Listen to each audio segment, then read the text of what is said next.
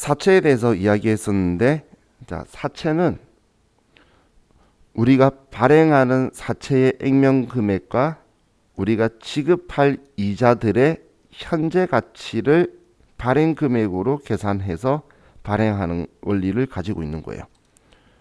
왜냐면 내 사채에서 적혀 있는 액면 금액과 그 금액을 갖고 액면 이자를 주겠다고 하는 건데, 시장에 형성되어 있는 이자율하고는 금액이 차이가 발생하겠죠. 그럼 내가 지급할 수밖에 없는 이 금액들의 현재 가치를, 시장 이자율로 한 현재 가치들을 계산을 하는 거예요.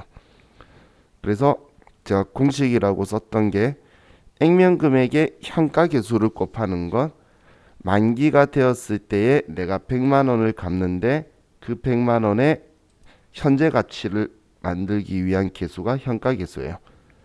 그럼 원금에 대한 지금 현재 돈 빌리는 게 채권 발행하는 시점이죠. 발행하는 게 돈 빌리는 거니까. 그럼 그때 원금에 대한 금액하고, 그리고 1년분 액면 이자의 연금 현가 계수라는 건 매년 10만 원씩 3번 준다라고 했는데, 근데 그 1년 뒤에 10만 원 이자 주고 2년 뒤에 10만 원 이자 주고 3년 뒤에 10만 원 이자 주면 표현적으로는 30만 원 이자 줄 거다라고 말했지만, 1년 뒤의 현재 가치와 2년 뒤의 현재 가치와 3년 뒤의 10만 원 현재 가치는 다르겠죠. 그걸 합쳐서 계산할 수 있도록 준 게 연금 현가 계수예요. 그럼 그 30만 원 이자에 대한 현재 가치들이 합치면 24만 183원이 된다는 거예요. 그러면 원금 액면 금액과 액면 이자들, 지급하겠다는 총 이자들의 금액의 합이 사채를 발행하는 금액을 구성하는 거예요. 그럼 우리는 이 금액으로 사채를 발행을 하는데, 분개를 할 때는 장부에 우리가 회계상에는 액면 금액을 무조건 갚아야 되니까 얼마를 갚아야 된다고 무조건 대변에 액면가를 써두는 거예요. 왜냐면 지금 차변은 돈 빌리는 거고 대변에 돈 빌려왔다, 빌려온 수단이 사채를 발행해서 빌려온 거다라는 거예요. 그래서 그냥 발행했으면 대변 사채라고 말하고 있지만, 얘는 부채니까 채권 발행해서 빚이 생겼다고 대변에 적어 놓는 거예요, 부채 자리에. 그리고 우리 돈 빌리면 얼마 갚아야 된다고 써야 되겠죠. 갚아야 될 돈이 무조건 액면가를 갚아야 되니까 액면가를 써두는 거예요. 그리고 차변에 내가 받을 수 있는 건 방금 발행했던 우리 사채의 현재 가치들이 우리 발행 금액이 되어서 들어오는 거예요. 그럼 이 현재 가치를 계산했을 때에 우리 액면 이자율이 시장 이자율보다 불리하다면, 낮다면 이렇게 낮은 금액이 나오게 될 거고, 우리 액면 이자가 시장 이자보다 더 높으면 유리하기 때문에 높은 금액이 나오는 거예요. 그럼 낮은 금액이 나오면 우리는 액면 금액보다 작게 돈을 받았으니까 우리는 손해본 성격이 되겠죠. 그럼 그 돈을 사채 할인 발행 차금이라는 계정 과목으로 써서 사채 100만 원 갚아야 되는데 이 돈만큼은 못 받았어요 라고 이제 우리 사채의 차감 계정으로 써주게 될 거예요. 근데 이 사채 이자 지급에 관련된, 채권에 관련된 거는 회계에서는 유효이자율법을 사용하는데, 이 유효이자율법은 우리가 이자를 지급하거나 받을 때 장부상의 차변의 이자 비용, 받는 사람은 대변의 이자 수익이라 쓸 걸 유효이자를 가지고 인식할 거라는 거예요, 금액을. 그럼 이 유효이자를 계산하는 방식이 그 이자를 지급하는 시점에 채권의 장부 금액에 유효이자율을 곱해주는 거예요. 그럼 우리는 사채 장부 금액이 처음 1회차 발행을 할 때는 이 금액이 사채의 장부 금액이 될 수밖에 없겠죠. 지금 현재 돈 따로 나간 게 없으니까. 그럼 이 금액에다가 유효이자율을 곱한 금액이 첫 번째 이자 비용이 될 거라는 거예요. 그럼 우리 이자를 지급하게 되면 첫 번째 지급할 때 장부 금액에 유효이자율 곱한 금액이 이자 비용이 되고, 하지만 우리가 주는 이자는 무조건 액면 이자를 줄 수밖에 없다. 그래서 액면 이자를 지급할 거고, 그럼 유효이자와 액면 이자의 차이만큼 우리가 할인 발행했다면 사채 할인 발행 자금이 줄어들 거고, 할증 발행했다면 사채 할증 발행 자금이 차변으로 와서 줄어들게 되는 원리로 갈 거예요. 그럼 결론적으로 사채 할인 발행 자금은 이자 비용이 되어가는 거죠. 기간이 경과될수록. 우리 어제 사채 테이블 봤을 때 결국은 이 금액이 전부 다 사라지는데, 대면으로 사라지면서 차변에 회계 처리되는 게 전부 다 이자 비용이었어요. 그래서 이론 시험에 사채 할인 발행 자금은 선이자 성격이다라고 나올 건데, 그럼 정확한 지문이라는 거예요. 그럼 우리는 사채 발행할 때에 이 부분은 나오면 풀기 위해서 기억하자고 했던 게, 유효이자율법으로 이자 지급하는 걸 알고 있는지 질문한 거예요. 시험에서, 실기에서. 그럼 우리 이 계산하는 걸 시키는 게 아니라 여기 세 개의 틀을 알고 있으면, 그러면 이거에 대해서 금액 중에 두 개만 주면 한 개만 채워 넣는 방식이 있죠. 예를 들어서 우리가 누군가한테 돈 지급할 때 실제로 지급한 돈과 예수금을 주면 이 사람한테 원래 줘야 될 돈이 얼마였는지 알잖아. 그런 방식으로 값을 두 개씩 제시를 해주는 문제가 등장을 해요. 그럼 우리는 이 틀을만 알면 사실 어렵지 않게 풀 수 있기 때문에 제가 어제 얘네들 좀 기억하시다라고 이야기를 했던 거예요. 그런데 반대의 경우도 발생할 수가 있겠죠. 이제 반대 산 사람 입장. 그런 산 사람 입장도 처음 취득을 했을 때는 우리가 받은 돈이 상대방이 준 돈이에요. 그럼 이걸 산 사람은 당연히 자기가 지급한 돈만큼이 취득 가격이 되겠죠. 그래서 이 금액이 취득 금액이 되는 거예요. 그럼 이 취득 금액에서 이 회사도 만기가 되면 액면 금액 받고 이 만기 보유 증권을 지울 거기 때문에 이 48,037원만큼 만기까지 만기 보유 증권의 금액을 높여주게 될 거라는 거예요. 그럼 받는 사람 입장에서는 이자 수익을 유효이자로, 서로 반대니까 인식을 하고, 주는 사람이 준 액면 이자를 당연히 채권자는 받게 되겠죠. 그러면 사채 할인 발행 자금 상각액만큼 만기 보유 증권을 높여줘서, 그럼 서로 양쪽이 같이 올라갈 거예요. 그럼 갚는 사람은 사채를 지으면서 100만 원 갚고, 그 돈을 원금 이제 회수하는 사람은 이제 만기 보유 증권을 100만 원짜리를 주고 돌려받는 게 마지막 그림이다라고 보시면 돼요.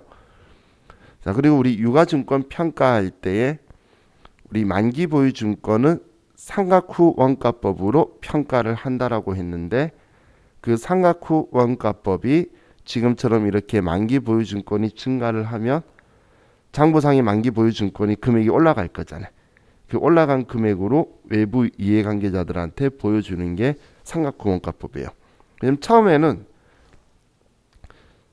이 금액 만기 보유 증권 있어요, 이 금액 만기되면 받을 수 있는 채권 가지고 있어요 라고 표현했다가, 이렇게 붕괴를 하고 나면 만기 보유 증권이 높아져서 이 금액이 되어 있겠죠.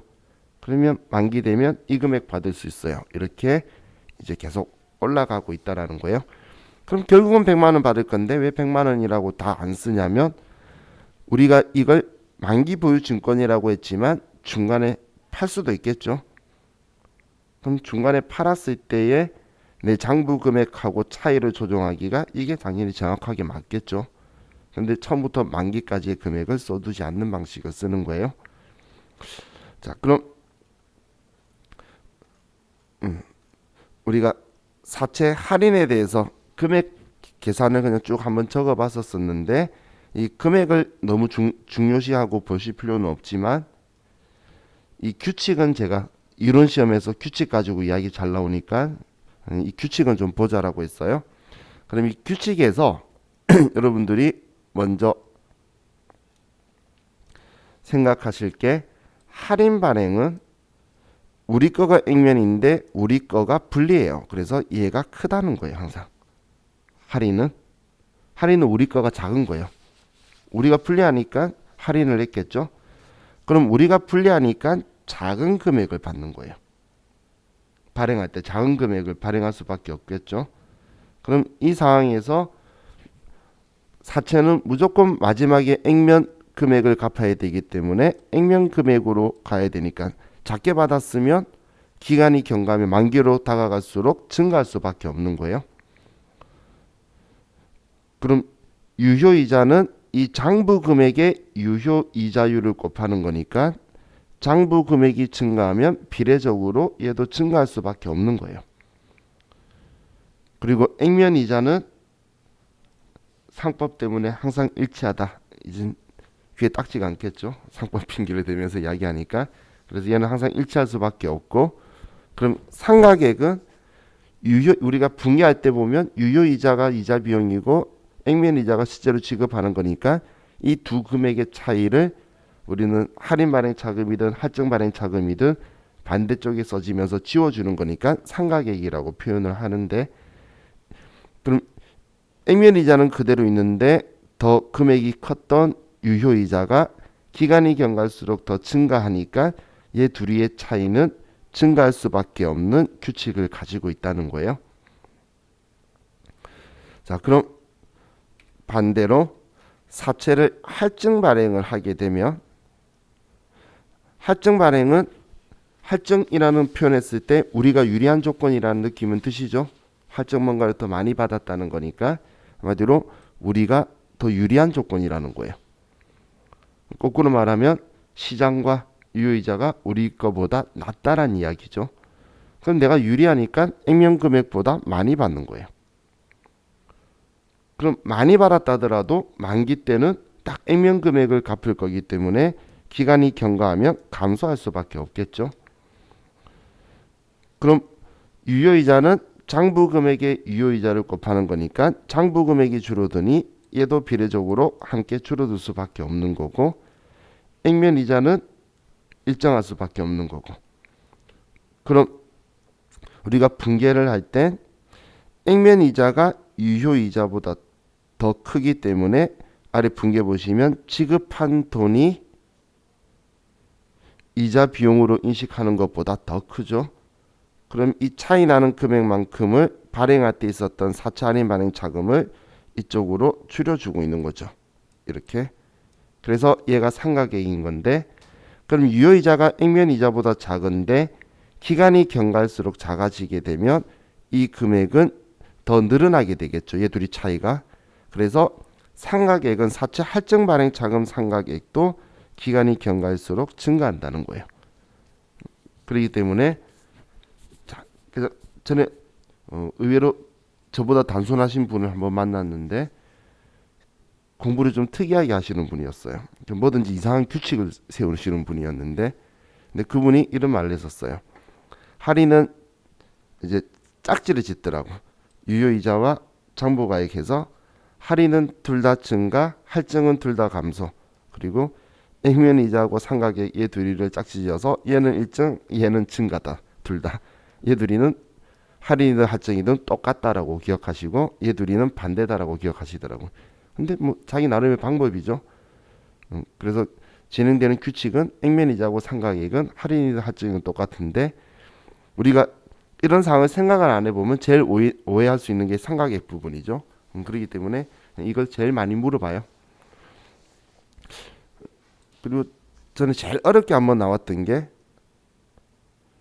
그 결산 때 수정하라고 분개가 나왔는데, 이제 수정하라는 것보다 잘못 처리했다고 나왔는데 12만 원을 그때 나온 분개가 회계 처리를 전부 다 액면 이자만큼 이자 비용으로 처리했대.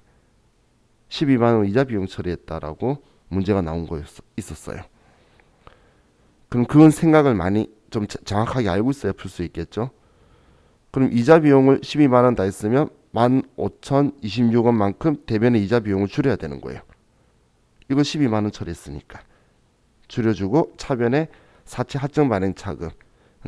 근데 금액은 알려줬어요. 그러니까 지금 이 분계 구조를 알고 있는지를 물어보는 거라서 그때 그런 식으로도 나왔으니까 우리 분계 틀을 좀 정확하게 인지를 하고 있어야 그런 문제를 풀 수 있겠죠. 근데 지금 이거 완벽하게 알면, 그리고 문제 나오면 풀 수 있다 그러면 정말 대단한 노력으로 대단한 실력을 갖추신 거예요. 왜냐하면 이런 문제 나왔을 때에 많은 선생님들이 뭐라고 말하냐면 틀려라고 낸 문제라고 말해요. 근데 틀려라고 낸 문제를 여러분들이 풀어내는 대단한 실력이죠. 그렇기 때문에 너무 스트레스 받지 마시되 그래도 알면 참 좋겠죠. 자, 다음 우리 사체에서 어제 중도 상환. 자, 중도 상환 부분에서 이제 기억하셔야 될 게 전체 상환이든 중도 상환이든 뭐 어떻든 간에 사체를 상환하게 되면 액면가를 반대로 지우고 사체 할인 발행 차금이든 할증 발행 차금이든 그것도 함께 지워야 된다는 거예요. 할인 발행이든 할증 발행이든 다 부채죠. 부채의 차감 계정이냐 가상 계정이냐의 차이지. 부채이기 때문에 사채를 다 갚아버렸는데 사채 차감 계정이나 가상 계정이 남아있는 건 말이 안 되겠죠. 그래서 다 같이 지워줘야 된다는 거예요. 그럼 지워줄 때에 우리가 전부 다 전액을 상환하면 그냥 전액을 지우면 되고, 그런데 일부를 상환하게 되면 그러면 우리는 그 일부 상환한 그 사채의 액면 금액의 상환 비율만큼 사채 할인 발행 차금, 할증 발행 차금의 계정 과목도 그 비율만큼 제거해 주는 거예요. 액면 금액의 비율만큼 차가감 계정의 그 비율도 같이 지워주는 거예요. 그래서 시험에서 조회까지 섞으려고 이런 식으로 표현을 해요. 사채 발행은 본건뿐인 것으로 가정한다. 장부를 조회해서 하시오. 그럼 장부에 가면 사채 차감 계정이니까 사채 계정 아래쪽에 있겠죠.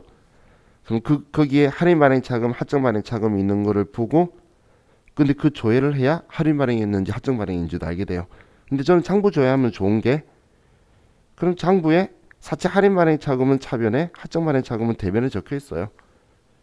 그렇게 상환하는 비율만큼만 반대쪽으로 써줘야 된다고 우리 생각하면 되겠죠. 그걸 지워주려고 하는 거니까. 그래서 저는 오히려 문제에서 금액으로 주면 할인 할증을 지우기 위해서 어느 변에 가야 될지 헷갈릴 수 있는데, 장부 조회하면 적혀있던 거 반대로 써야 된다는 걸 우리 인지할 수 있으니까 오히려 그게 더 쉽게 느껴질 수도 있겠다라는 생각이 들더라고요. 그래서 어떻게든 상환하면 할인 발행 차금, 할증 발행 차금도 같이 반대로 써서 지워줘야 되고, 그리고 일부 상환이면 상환 액면가 비율만큼 우리 할증 할인 발행 차금도 같이 지워줘야 된다. 그걸 기억해 주시면 좋겠어요. 자, 나머지는 뭐 사실 새로운 내용은 없었죠. 우리 자본 이야기하고 한 것들도 그죠? 그래서 어제 자기 주식까지 저와 같이 이야기를 했었어요. 자, 그럼 오늘 이것 가지고 계속 연결을 해서 합시다.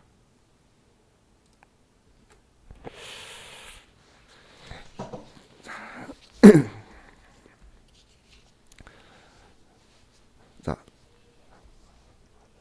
어제 자본금에서 계정 과목이 자본금, 우선주 자본금 이 두 개를 쓰는 거였고, 이 계정 과목은 우선주 자본금은 우리 시험에서 사용할 일은 없는데 얘도 무조건 액면가 쓰는 거예요. 그래서 얘네들은 액면가로만 남아있는 계정 과목이구나 이렇게 생각하시면 되겠죠. 그럼 자본잉여금에서 어제 우리가 봤던 계정 과목들이 보면 주식 발행 초과금, 감자차익, 그리고 자기 주식 처분 이익이다. 이것들이었죠. 그럼 여기에서 감자차익과 자기주식 처분이익 이 계정 과목들은 얘네들은 기타 자본잉여금으로 같이 뭉쳐서 분류를 할 수가 있어요. 아니 보여줄 때에 외부 이해관계자한테 제출하거나 보여줄 때에 기타 자본잉여금으로 이렇게 뭉칠 수 있는데, 자본 이론 시험에 자주 나오는 지문이에요. 그런데 지금 제가 이렇게 묶은 건 얘는 안 된다는 이야기예요. 얘는 별도로 쓰고 주식 발행 초과금은 별도로 기록을 하고 감자차익, 자기주식 처분이익 나머지들은 우리 기타 자본 잉여금으로 같이 분류를 할 수 있다는 거예요. 근데 원래 자본 잉여금 개정 과목이 좀 더 있긴 해요. 좀 더 있는데 우리 시험에서는 이것만 취급하기 때문에 저는 이런 표현을 써요. 주 감자 이익 본 거는 자본 잉여금이다. 그래서 주감자 이익 본 거는 자본 잉여금이다라고 기억하시고, 주식 발행 초과금은 우리 주식을 발행하면서 액면가보다 초과해서 수령한 금액이죠. 얘는 별도로 따로 관리를 해야 되는 거고, 나머지는 기타 자본 잉여금으로 된다. 근데 주감자 이익 본 게 자본 잉여금이다 기억하자는 거는 가끔씩 이런 문제가 나와요. 다음 자본 개정 과목 중 성격이 다른 하나는 혹은 분류가 다른 것은, 그런 문제를 봤을 때 주감자 이익본 3개가 있으면 하나가 왕따고, 전체에서 주감자 이익본 거 1개 있으면 걔가 왕따인 거예요. 그렇게 이런 시험 때 찾을 때는 이게 편하겠죠. 그래서 제가 이렇게 이야기한 거예요. 자, 다음 이 자본 조정이라는 건, 이 자본 조정은 자본금과 자본 잉여금으로 분류할 수 없는 것들을 모아둔 건데, 자, 그런데 이 자본 조정은 이름을 왜 자본 조정이라고 두고 있냐면, 지금 얘네들이 발생한 거는 결국은 다 조정해서 없애버려야 된다는 거예요. 자본 잉여금은 둬도 돼요. 근데 자본 조정은 얘는 기간이 경과함에 맞춰서 얘를 제거를 할 거예요. 그럼 그 제거해야 될 항목들을 전부 다 여기에 모아둔 거예요. 그래서 자본 조정은 이거 기억하실 필요 없어요. 5년간 균등상각법으로 없애버릴 거예요.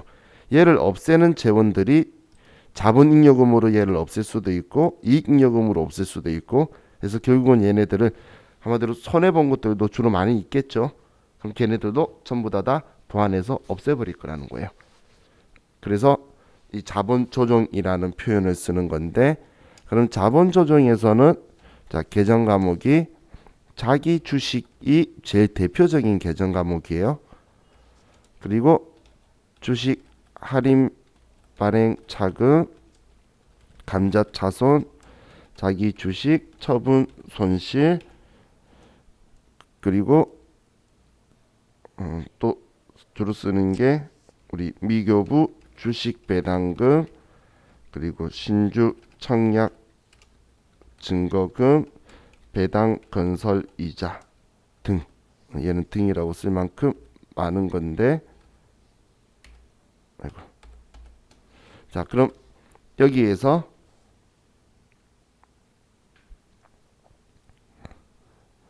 자, 지금 얘네들 있죠? 지금 제가 줄 건 거, 얘네들은 기타 자본 조정으로 뭉칠 수가 있는데, 자본 조정에서는 자기 주식은 별도로 빼둬야 돼요. 또 우리가 오해할 수 있죠? 얘 기억했더니 얘를 따로 별도로 해야 된다가 아니고, 자본 조정에서는 자기 주식이 특이한 놈이잖아. 이게 제일 이상한 애죠? 그냥 유가증권이야.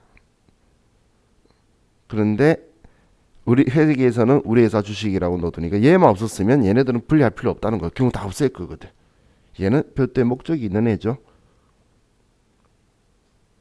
그렇기 때문에 자기 주식만 별도로 분류를 하고, 나머지는 기타 자본 조정으로 같이 통합 분류할 수 있다라고도 나와요.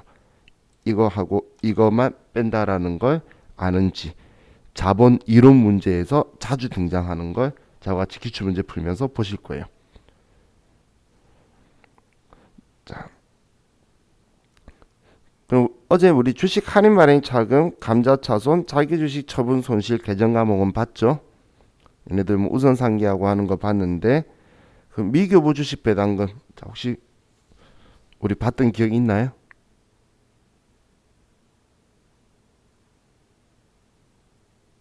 기억나나요?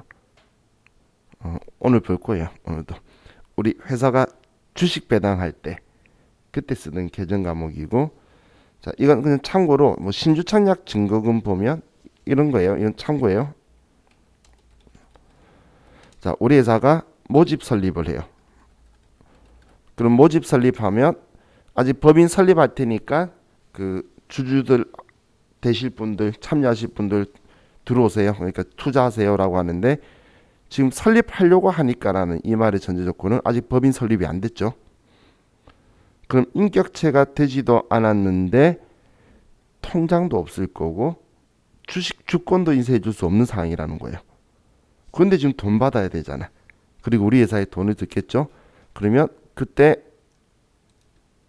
어떻게 하냐면 은행에다가 준비 단계인 것들을 전부 다 올려서 우리가 투자 받는 돈을 별단 예금이라는 곳에서 얼마다라고 쓰고 이 받은 돈을 신주 청약 증거금이라는 계정 과목으로 쓰게 돼요.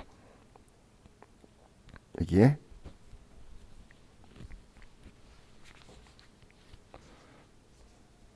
투자 받았을 때 모집 설립하기 전까지 이렇게 써요. 그랬다가 이제 법인 설립을 하면 그러면 이제 우린 법인 제대로 설립했으니까 이 신주 청약 증거금을 지우고 주주들한테 주식을 발행해 주는 거예요. 그럼 이때 주식 발행해 주면서 자본금으로 가는 임시적인 거죠. 그러면 이 별단 예금도 뭐 우리 통장 들어오면 뭐 별단 예금에서 돈 나가고 차변에 보통 예금으로 돈 들어오고 이렇게 처리됐고요. 그래서 그 전까지 쓰는 임시적인 거기 때문에 얘도 자본 조정에 있는 거예요. 그럼 우리 그 미교부 주식 배당금, 신주 청약 증거금 얘네들은 지금 대변에 발생을 하고 차변에서 지워주는 거죠. 그래서 얘네들은 또 가상 계정이죠. 그래서 자본 조정이 차감 계정이다라고 오해하시면 안 돼요. 자, 그리고 뭐 배당건설 이자는 차감 계정인데, 자, 배당건설 이자는 여러분들이 그 언론에서도 한 번씩 볼 수 있는 용어예요. 얘는 그 사람들이 투자를 하는 목적이 뭐라고 했죠? 배당받기 위해서 투자를 하는 거라 그랬죠. 그죠? 주식은 뭐 시세 차익으로 하시는 분도 있지만 사실은 집으로 생각하시면 돼요. 그래서 내가 배당을 이렇게 받고 그리고 나중에 팔 때 우리 집처럼 내가 산 금액보다 좋게나 물가 상승률만큼이라도 오른 상태로 팔면 좋은 걸로 생각하시면 돼요. 자, 우스갯소리로 우리 주식 하시는 분들도 있는 것 같으니까 대한민국 주식 중에 망한 곳을 제외하고는 10년 동안 전부 다 200% 이상 올랐어요. 망한 것 빼고는 10년 동안. 근데 대한민국 사람은 주식을 10년 가지고 있는 사람이 거의 없다는 거예요. 그래서 주식하면서 손해본 사람은 단타로 하니까 손해를 본 거고 가치의 상승은 그 10배 정도 많이 올랐어요. 그렇기 때문에 주식을 노름처럼 생각하시는 분이 손해보는 거지 부동산 투자처럼 장기 투자해가지고 손해본 사람은 제 주위에는 한 명도 없어요. 지금. 근데 제가 다른 말을 했는데 근데 지금 주식에 투자하는데 이렇게 모집 설립할 때 투자를 했어요. 그럼 투자를 했으면 배당을 받아야 되는데 사업법인을 설립을 했고 주식도 가지고 있는데 이 회사가 개업을 못하는 거예요. 기업이라는 건 업무를 개시하는 걸 기업이라 그래요. 왜냐면 사업하겠다고 모은 거지. 그럼 사업할 수 있는 시설을 다 만들어야 될 거잖아요. 그럼 이 개업하는데 시간이 오래 걸리게 되면 어느 지점에 가면 당연히 그 회사에는 사업도 시작 못 해봤는데 가치가 하락하게 되겠죠. 근데 주주들한테 배당해 주는 거는 우리 회사가 벌은 돈으로 이익 본 돈으로 사업에서 이익 본 돈으로 배당해 줘야 되지 투자 받은 돈으로 배당해 주면 안 되죠. 투자 받은 돈으로 배당하면 그건 사기꾼이지.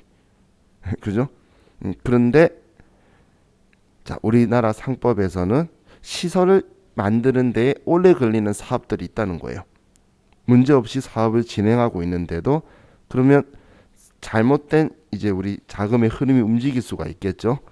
그래서 3년 동안 개업을 하지 못하면 투자받은 돈으로 배당건설 이자를 지급할 수 있다라고 하는 거예요. 그게 배당건설 이자예요. 그래서 배당하는 시점에 배당건설 이자라는 게 여러분들이 신문 이제 보시면 아는 만큼 눈에 보인다고, 아, 이 회사 지금 이제 그런 단계구나, 지금 아직 사업 시작 안 했는데 투자한 걸로 배당을 해서 회사의 그 주가하고를 그대로 유지시키기 위해서 배당을 실시한 회사구나, 이렇게 생각하시면 돼요. 이 대표적인 데가 어제도 말했는데 포스코예요. 포스코 짓는데 6, 7년 걸렸죠. 그래서 포스코는 원래 상법에서 옛날에는 최고의 도마에 올라와 있는 모든 적용이나 특이한 사례를 다 가지고 있던 기업이었어요. 그래서 포스코가 포항제철 짓는데 오래 걸렸잖아. 그거는 시설이 크니까. 근데 국민들한테 이런 모집 설립을 했다라고 했죠. 그래서 그 회사도 배당건설 이자를 지급을 했었어요. 그래서 이 배당건설 이자도 그럼 지급하면 내 자본, 사업을 안 했으니까 내 돈이 빠져나가겠죠. 그럼 사업을 개시하면 이제 이 돈을 다 회복시킬 거예요. 얘네들은 결국은 다 없애버릴 것들이에요. 임시적 성격이죠. 얘는 배당하기 전까지, 얘는 제대로 설립되기 전까지, 얘는 개업하기 전까지, 이런 것들로 구성되어 있는 게 이 자본 조정이라는 분류예요. 그래서 다면적으로 보면 얘 반대말인 것처럼 볼 수도 있겠지만, 그리고 차원 계정 볼 수 있겠지만 전혀 그런 건 아니라는 거예요. 자, 그럼 자본 조정에 대한 느낌이 조금 드시죠? 얘 반대 아니라는 느낌은 드시죠? 자, 그럼 이제 우리 기타 포괄 손익누계액 이익잉여금 쪽으로 이제 넘어갈게요. 자, 얘 둘이가 이제 손익자본인데, 자, 기타 포괄 손익누계액은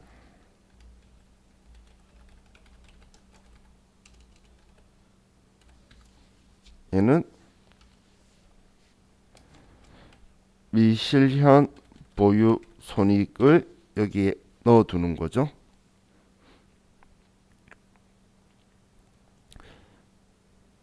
실제로 돈 번 거 아니니까 이익이나 손실로 손익으로 가지 않도록 묶어두는 것이다라고 보시면 돼요. 그래서 얘는 차감 계정, 가상 계정이 당연히 있을 수 있겠죠. 그럼 우리가 꼭 기억해야 되는 계정 과목은 두 개예요. 자, 첫 번째가 매도 가능 증권 평가 손익, 평가 손실, 평가 이익인데, 얘를 여러분들이 꼭 기억하셔야 되는 건 얘도 우선 상계 항목이라는 거예요. 그리고 자본이기 때문에 처분할 때는 또 반대에 써서 꼭 지워줘야 되는 거라는 거예요. 얘를, 자, 그럼 얘도 예제를 가지고 좀 보면, 자, 우리가 X1년도에 취득을 하는데 전주를 액면 1,000원짜리, 그리고 시가 1,200원. 지금 수수료 볼 거 아니니까. 자, 저도 써놓고 항상 느껴요. 어떻게 숫자가 이렇게 일관성 있게 맨날 이것만 쓸까? 그죠? 자, 그럼 이렇게 우리가 장기 투자 목적으로 주식을 샀다고 볼게요. 자, 그러면 우리는 뭐 한결같이 제가 하는 말, 얘는 쓸 일 없고, 그죠? 그럼 대변에 취득하기 위해서 120만 원을 지급할 거고, 차변에 매도 가능 증권으로 분류할 거고, 얘는 단기 보유라는 말 없으면 무조건 투자 자산으로 얘를 분류할 거예요. 자, 그럼 이렇게 가지고 있다가 X1년도 기말에 시장성이 있는 거니까 시가라는 제가 표현을 쓴 거예요. 그럼 시장성이 있는 매도 가능 증권은 기말에 공정가액으로 평가해서 외부 이해관계자한테 보여줘야 돼요. 그럼 기말 공정가액을 봤더니 한 주당 금액이 예를 들어 1,500원으로 상승을 했어요.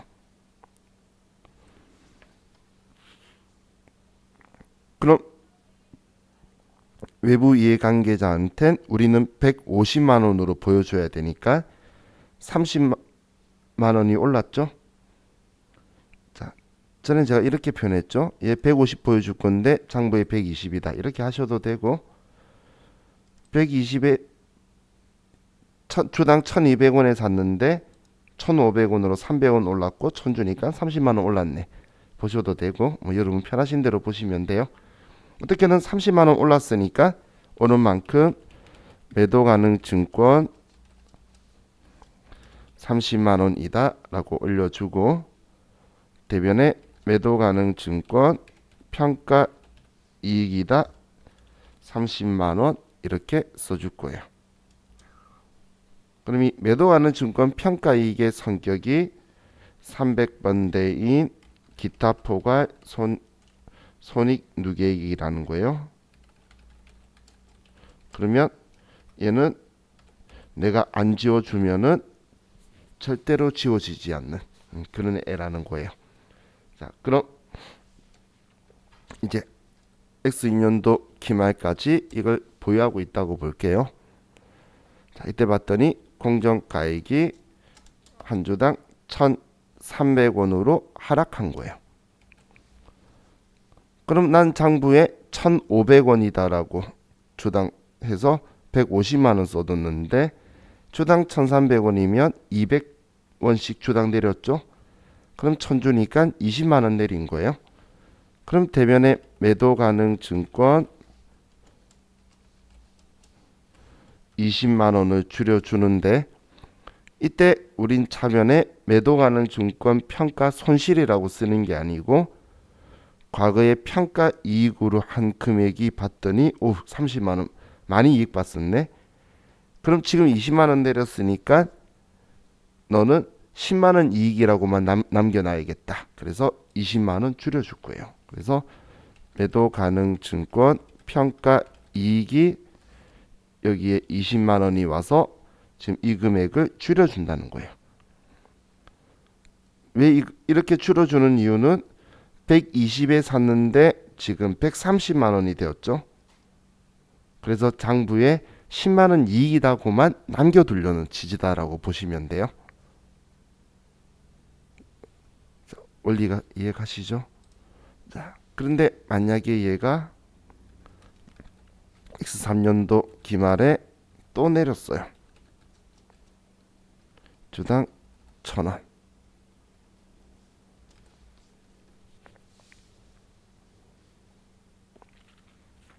자, 그럼 나는 30만 원 내렸으니까 대변에 매도 가능 증권 30만 원치를 내려주겠죠. 그럼 30만 원 손해다라고 써야 되는데 봤더니 10만 원 남아있네 평가이익이. 그럼 차변에 매도 가능 증권 평가이익 10만 원을 우선 줄여주고 나머지 20만 원을 매도 가능 증권 평가 손실이다라고 써줄 거라는 거예요.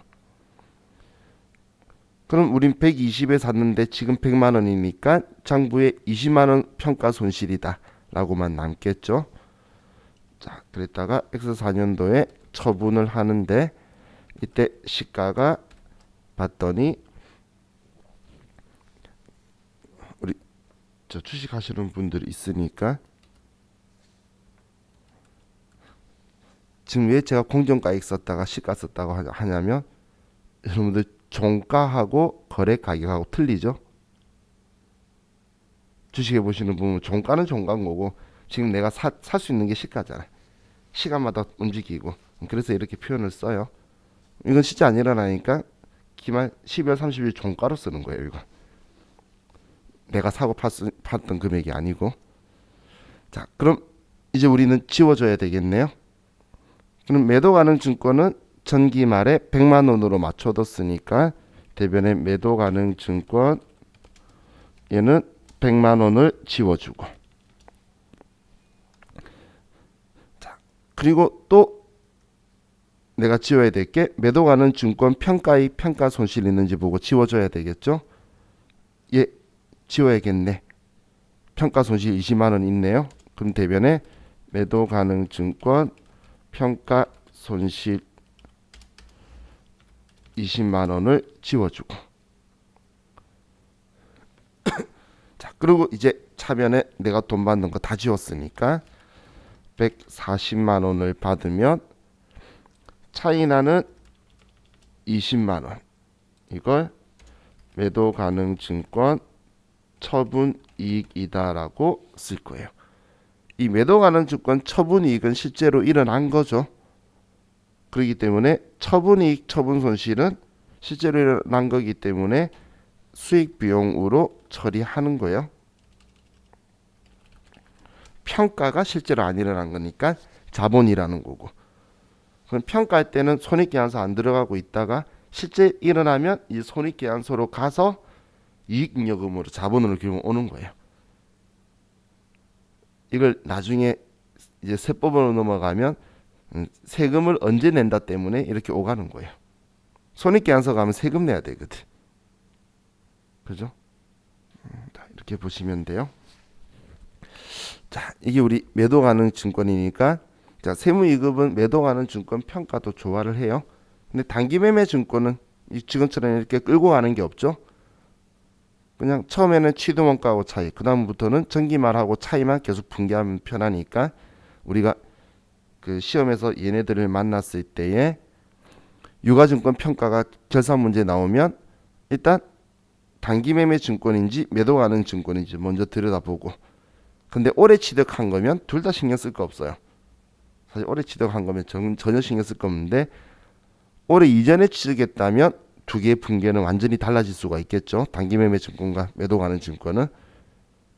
그렇기 때문에 자, 이 부분을 좀 기억해 두시면 좋겠어요.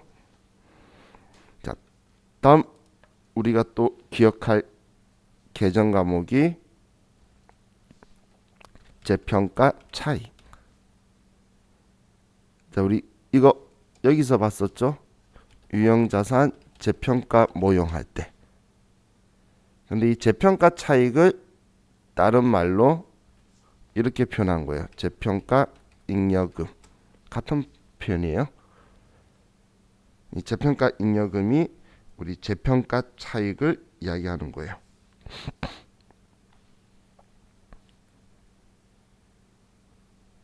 우리 얘 기억나시죠? 유형자산 할 때 제가 토지의 기준 가격 이야기하면서 위에 오르면 자본의 증가, 내리면 자본의 감소. 그런 말 했던 거 기억나시죠? 걔예요. 그럼 우리 토지 가지고 했었는데 토지도 기말 공정가격이 올랐는데 실제 일어난 거 아니잖아요. 그러니까 수입 비용 가는 게 아니고 여기 기타 포괄 손익 누계액에 들어와 있을 거라는 거예요. 여기에. 그래서 얘가 우리 여러분들이 기억하셔야 될 계정 과목이에요. 그 외에는 우리가 분개할 일이 없기 때문에, 자, 그럼 지금 기타 포괄 손익 누계액 계정 과목은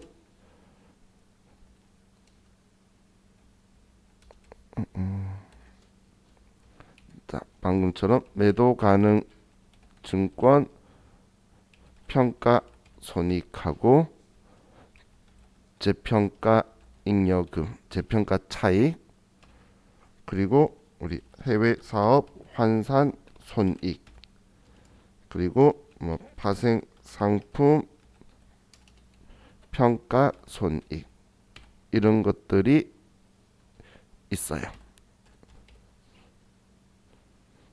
자, 그럼 이 중에서 우리는 분계로 생각할 거는 이건데, 근데 왜 제가 얘네들 썼냐면 기타 포괄 손익 누계액이란 분류는 미실현 보유 손익이라 그랬죠.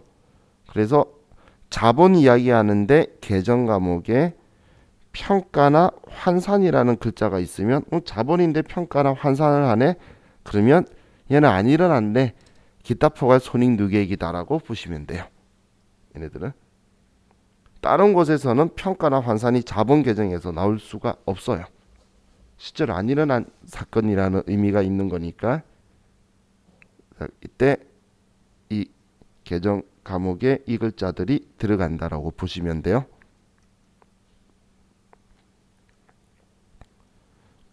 제가 시간도 안 보고 계속 떠들고 있었다.